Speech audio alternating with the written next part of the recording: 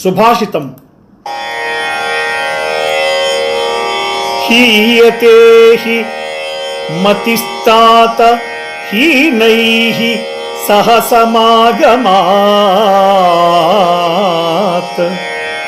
సమైశ్చ సమతామేతి విశిష్టయైశ్చ విశిష్టతాం విశిష్టయైశ్చ విశిష్టతాం.